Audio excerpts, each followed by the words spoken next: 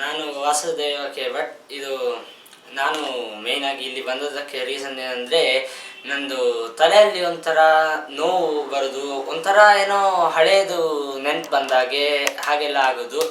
ಅದೇ main problem ಆಗಿತ್ತು. ಮತ್ತು ಅದರಿಂದಾಗಿ ಒಂಥರ ಒಂದು ಉಪದ್ರ ಆದಾಗೆ ಆಗಿಬಿಟ್ಟಿತ್ತು. ಮತ್ತು ಅದೇ ನೋವೆಲ್ಲ ಆಗೋದು ಅದೆಲ್ಲ ತುಂಬ ಆಗಿಬಿಟ್ಟಿತ್ತು. ಅದಕ್ಕೆ ಅದು ಸ್ಟಾರ್ಟ್ ಆದದ್ದು ಎಲ್ಲಿಂದ ಅಂದರೆ, ಒಂದು ಮೂರು ವರ್ಷ 4 ವರ್ಷ ಆಲ್ಮೋಸ್ಟ್ ಮುಂಚೆ.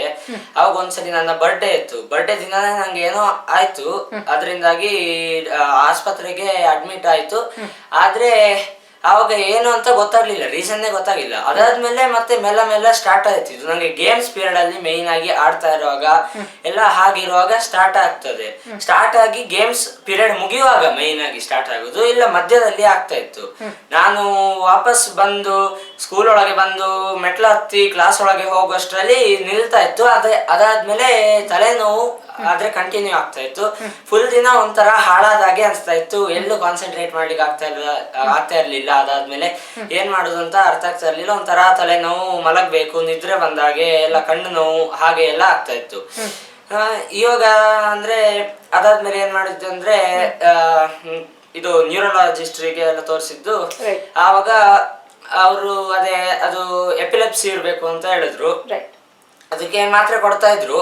ಆದ್ರೂ ಸಹ ಅದು ಸ್ವಲ್ಪ ನಿಲ್ತು. ಆದ್ರೆ ಮತ್ತೆ ಸ್ವಲ್ಪ ದಿನ ಆದ್ಮೇಲೆ ಕಂಟಿನ್ಯೂ ಆಯ್ತು. ಅದಕ್ಕೆ ಮತ್ತೆ ಅವರು ಇದ್ರದ್ದು ಯಾವ್ದು ECG ಅದೆಲ್ಲ ತೆಗ್ಸ್ಲಿಕ್ಕೆ ಹೇಳಿದ್ರು.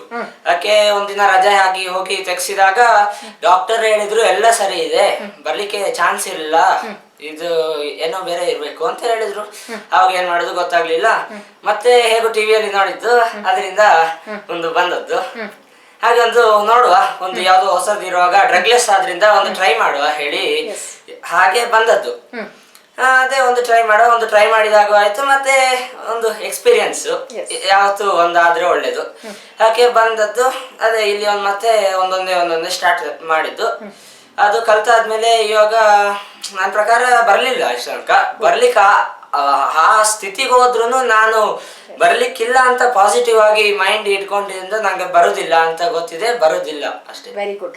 ಈ ತಲೆನೋವು ಮತ್ತೆ ಹಲ್ಯೂಸಿನೇಷನ್ ತರ ಆಗ್ತಾ ಇದ್ದು, ಅದ್ರಲ್ಲೆಲ್ಲ ಏನೇನ್ ಡಿಫ್ರೆನ್ಸಸ್ ಕಂಡು ಬಂದಿದೆ? ತುಂಬಾ ಡಿಫ್ರೆನ್ಸ್ ಇದೆ. ಅದಾದ್ಮೇಲೆ ಆಗ್ಲೇ ಇಲ್ಲ ಅಂತ ಹೇಳ್ಬೋದು. Very good. ಸೊ ಆಗಿದ್ದಂತಹ ವಾಸುದೇವ್ಗೂ ಇವಾಗಿರೋದಕ್ಕೂ ಏನೆಲ್ಲ ಮೇಜರ್ ಡಿಫ್ರೆನ್ಸಸ್ ಅನ್ಸುತ್ತಪ್ಪ? ಮನಸ್ಸು ಹೇಗಿದೆ, ದೇಹ ಹೇಗಿದೆ? ಮೇಜರ್ ಡಿಫ್ರೆನ್ಸ್ ಅಂದ್ರೆ ನಂದು ಅದೇ ತಲೆನೋವು ಅದೆಲ್ಲ ಕಮ್ಮಿ ಆಗಿದೆ. ಮತ್ತೆ ಅದು ಹಳೆ ನೆನಪಾಗೋದು ಅದು ಇದೆಲ್ಲ ಹೋಗಿದೆ. ಸ್ವಲ್ಪ ಕಾನ್ಸಂಟ್ರೇಷನ್ ಜಾಸ್ತಿ ಆಗಿದೆ. ಮತ್ತೆ ಅದೇ ನಂಗೆ ಸ್ವಲ್ಪ ಎಲ್ಲ ಆರಾಮಾಗಿದೆ. ಮತ್ತೆ ಒಂದ್ ಸ್ವಲ್ಪ ಪಾಸಿಟಿವ್ ಎನರ್ಜಿ ತುಂಬಿದೆ. ನಂಗೆ ಒಳ್ಳೇದೇ ಆಗ್ತದೆ. ಏನು ಕೆಲಸ ಮಾಡ್ಲಿಕ್ಕಿದ್ರು ಒಂಥರ ಆಪ್ಟಿಮಿಸ್ಟ್ ಆಗಿದ್ದೇನೆ. Very good. ರೇಖಿ ಬಗ್ಗೆ ನಿಮ್ಮ ಒಪಿನಿಯನ್ ಏನಪ್ಪಾ?